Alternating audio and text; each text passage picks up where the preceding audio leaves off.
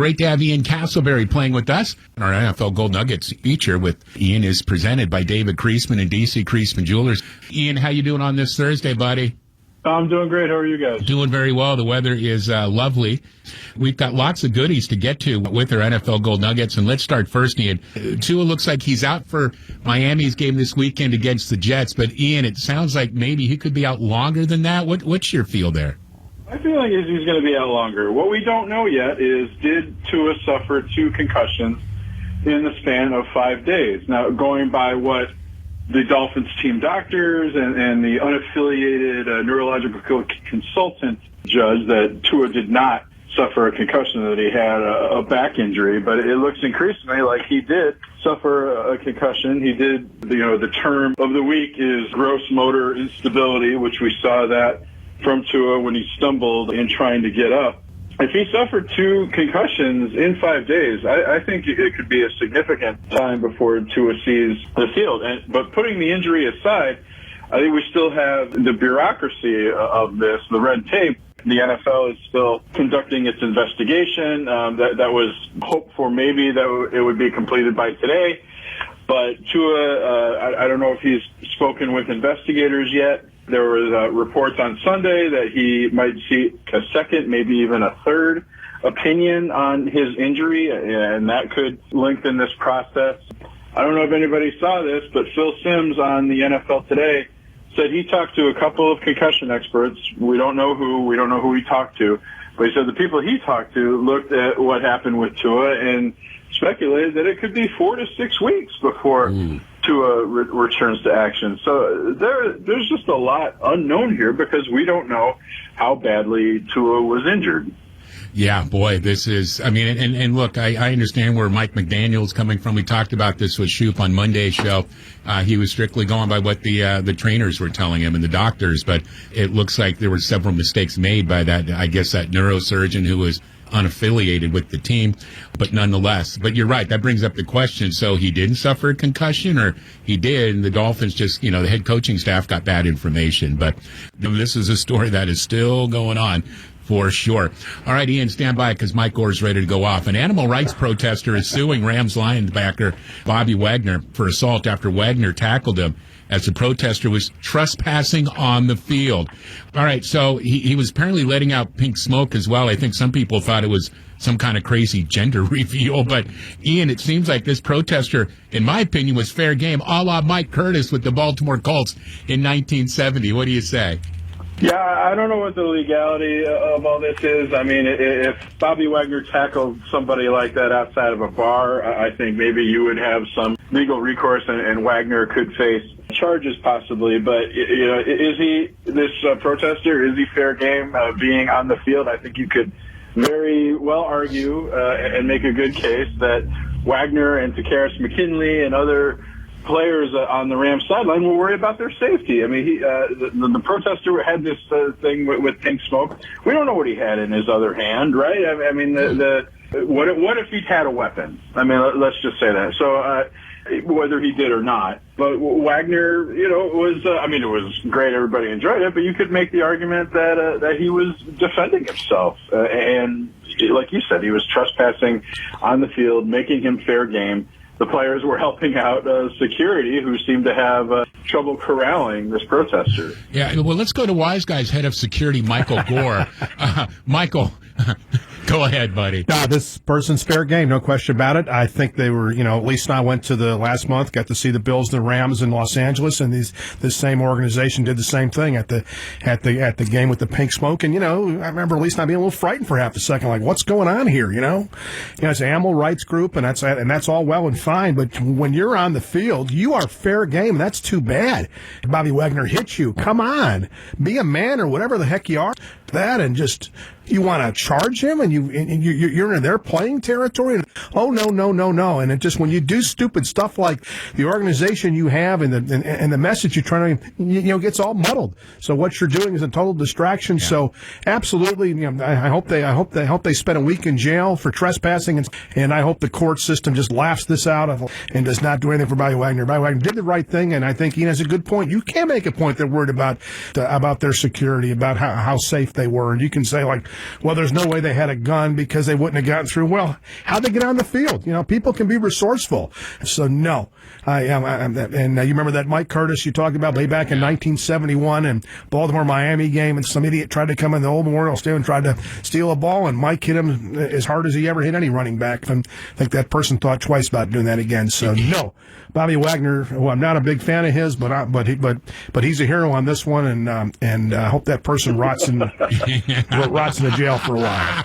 Well, it's funny. Mike Curtis, they asked him afterwards, and that fan, by the way, was just drunk back in 71, and they asked Mike Curtis after the game, like, why did you do that? He said, well, he was drunk in public, he was trespassing, and I was just enforcing a city ordinance. And I love that. And, yeah, look, when you do something like that, first off, you're not going to convince NFL fans to join your side. And it doesn't matter what you're protesting, honestly. I mean, leave that out of it. If you come onto the field, whether you're streaking or you're trying to protest for your organization, you're like that zebra crossing the Nile River full of crocodiles. You're fair game at that point. Good for Bobby Wagner. This guy's lucky Wagner didn't lay him out even more and maybe give him a concussion and, move forward on that. But you're right, Ian. You bring up the security point of it. I don't even think to that end of it. To me, that's the end of it right there. He was a security risk, and he had to be taken down, and he was by Bobby Wagner, and it was pretty awesome to see. All right, we'll move on. Ian Castleberry with the Wise Guys, of course, presented by our friends at DC Creasman Jewelers. All right, Ian, an elite team that you're more concerned about moving forward at the moment, the Rams, Tampa Bay, or the Packers? Of those three, I think the Rams have the most concern. Matthew Stafford, he leads the NFL with 6 interceptions. Their passing game is middle of the pack right now, ranked 16th in the NFL, but they're really having problems running the ball. And that was a problem even for them last year, but Cam Akers really hasn't emerged as the feature back the Rams were hoping for. The Rams are ranked 30th out of 32 teams right now in rushing yards in the NFL. And as we saw in Week 4 against the 49ers, the Rams' defense also not very good. They are ranked 20th. They've allowed almost 1,000 yards total, ranking 20th in the NFL. So they haven't really they didn't replace Odell Beckham Jr. Maybe more importantly, they didn't replace Von Miller. Their wide receiver core is, other than Cooper Kupp, who continues to be spectacular, is really hurting. But the Rams can't get to the passer either. I'm looking at their next 4 games. They have the Cowboys this week, then the Panthers, a bye week, and then they face the Niners again before traveling to Tampa. I think the Rams are really facing some major issues here. Wow. Michael, what do you say on that? You just saw them against your Bills a while back. Yeah, to me, they seem to have a Super Bowl hangover. It just seems like they're just not quite as motivated from just watching one game personally and seeing them play a little bit. They were very fortunate to get by the Falcons. The Falcons made that great comeback on them. And even as the Rams built a big lead, they were fortunate that they got some turnovers. The Rams are getting ready to score a touchdown to make it a little closer game, and they get a tip pass, and the Rams run it back. So the Rams were even fortunate getting that big lead against the Falcons, who the Falcons may be a little better than we all think as far as with their 2-2 start this season. And I don't think they were great last year. I think they won close games. They about gave that Tampa game away. They did everything they could to try to hand it to Tampa Bay and then they were behind to the 49ers in the NFC Championship game, but managed to come back and win it. And the Bengals, they were behind in that one. And I think a lot of things, people remember they were the 4th seed in last year's playoffs in the NFC. They were the 4th seed. They about gave it away the last day of the season when they lost at home to San Francisco. All Arizona had to do was beat Seattle, and the roles would have been reversed. Arizona would have been the division champion. So I think they're not quite as good as they won the Super Bowl. Hats off to them, and they're happy about that. But I don't think they've ever been quite as good. And Stafford, as you well know, Ian, can throw some interceptions, and he's done that. And they just haven't been able to recover from it. And I just think this is a team that's flawed in a lot of ways. And Cam Akers, they obviously don't have the confidence in him just yet. He just isn't the same back after his Achilles injury. But I just don't think they're quite as good as everybody made them out to be. I think there's a hangover there too, and I think they're getting a little old. And like I said, Matthew Stafford, Ian can tell us all sorts of stories about Matthew Stafford. Well, his nickname in Detroit among some fans was Pad Stafford because he'd rack up all these passing yards with the Lions being behind. is not quite as bad with the Rams, but Stafford's his passing yards, his touchdowns look good, but also, as I mentioned, his interceptions are tops in the NFL right now. Geez, I'm wondering if the Cowboys have a chance to beat the Rams. I think they do on Sunday. Ian, don't you think, too, them getting a Robert Woods, I think that really was a bad move by them, because I think that really hurt them last year when he got hurt, and they were fortunate to win it without him. But I really think that was a bad move, getting rid of Robert Woods, because he's a very good receiver. I agree. I mean, they replaced him with Allen Robinson, but I think Robert Woods is more of a game breaker, more of an impact receiver. And again, their depth is just really poor at that position right now. You have Kupp, Anderson, and then who's this, Ben Skowronek, who's also played fullback sometimes in the Rams offense. Their number 3 receiver. But yeah, I agree. That was a bad move, a mistake by the Rams there. And boy, if Cooper Kupp ever gets hurt, that might be a tough time on the City of Angels. Yeah, good night, Mama, if that happens, for sure. Now, Ian, let's go to Washington, D.C. Why is a former Oversight Committee chairperson criticizing the current committee that's overseeing the Washington Commanders investigation with Daniel Snyder of sexual misconduct and a toxic work environment? Yeah, Tom Davis, former congressman from Virginia, he used to lead the Oversight Committee, the House Oversight Committee, as you pointed out, Pat, and he's criticizing the Oversight Committee and how it's dealing with Dan Snyder now, basically saying that this entire hearing, this entire investigation is in bad faith, that they've already decided that Snyder is just a bad person and they're going to use these hearings to just destroy his reputation and try to get Snyder to sell the team. And that this is, he didn't use the term witch hunt, but we've heard that thrown a lot around in Washington. So Davis thinks this is an unfair process.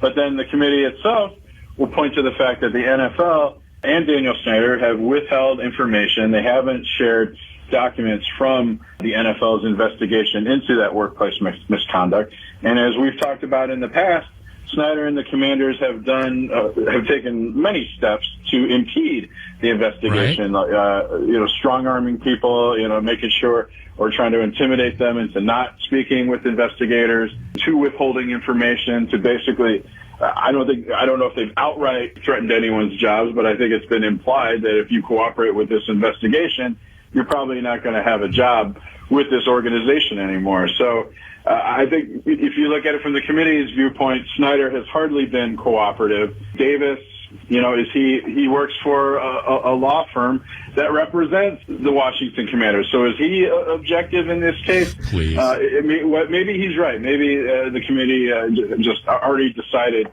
that they don't like Dan Snyder and they're going to try and take him down. But he's hardly objective in this circumstance. Yeah, and let's not forget Dan Snyder also blew off a subpoena and scurried away like a little coward halfway across the world on his yacht off the coast of France as well. To me, Mike, this is infuriating me because this is another example of the powerful protecting the powerful at this point. And Ian, you brought up so many good points in all of this.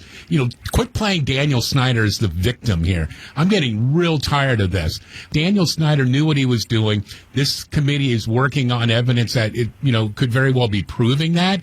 It's hardly a witch hunt. And you're right, Daniel Snyder is not cooperating in all of this. I think it's disgusting. I think Tom Davis needs to stay out of this in that sense. But, he's an attorney. His firm's representing the Commanders. Okay. But, show your proof in all of this. And I don't think he has any. I think he's just running his mouth. And then people just sit there and nod their head and go, okay, he must be right. Please, let's not make Dan Snyder the victim in all of this. All right, Micah, you want to add to that? No, he's not a victim. So it's, we'll just have to, the powerful take care of the powerful. As simple as that. No kidding. Oh, Lord. All right, Ian, what other Week 5 storylines are you following? Well, I don't know if listeners want to hear this, but, going back to the Tua and the concussion situation, I think something definitely worth keeping an eye on in Week 5 is how will the concussion protocol be applied. We've heard that changes are going to be made perhaps as soon as Week 5, pending this investigation. But we saw a case, if you watched the Sunday night football game between Kansas City and Tampa Bay, Cameron Brate appeared to suffer a concussion. His head was jolted. I think he's hit by in a collision, maybe a shoulder, made his neck snap back, his head snap back, and he was allowed back into the game before somebody said, wait, get him out of there. He was in there for 2 plays before he was taken out and then diagnosed with a concussion. I wonder if we're going to see much more erring on the side of caution with anything that looks even remotely like a concussion, or again, that term gross motor instability. Whereas before maybe they'd be a little more lenient. Now with so much scrutiny about how the NFL is handling concussions, getting players out of there and taking them out of the game. Yeah, and of course they're now looking at maybe readjusting the guidelines to the concussion protocol as well. Could you imagine if nothing happened to Tua last Thursday night? We probably wouldn't even be talking about this right now. Ian, before we let you go, Thursday night football, offensively, this could line up to be a clunker, but Indianapolis at Denver, who do you like in this one? Yeah, I think you're right. I think this is going to be a clunker. Denver has been mystifyingly disappointing so far. Nathaniel Hackett, I think most coaches aren't fired after one season, but Hackett seems determined to make sure he doesn't last a full season. But maybe he and Russell Wilson are starting to work it out. The Colts making a cross-country trip on 4 days rest. They're going to be without Jonathan Taylor, so it's going to be up to Matt Ryan. I don't think he can do it by himself against that Broncos defense. The Broncos are favored by 3. I would take them in this. Maybe take the under. The over-under is 42. But, yeah, I like the Broncos, something like 27-13 here. Yeah, boy. How about 12-0 Yeah, on 4 field goals? 12-7. I know, man. Russell Wilson, Matt Ryan, this looked like a great matchup before the season started. Now Amazon's gone, crap, really? We'll see. So far, they've had good viewership on Thursday nights. Remember the start of the year, all people were talking about there's just too much scoring in the NFL now and all this. Boy, I tell you, old Denver's really kind of trying to help to beat that trend, aren't they, and stuff Man.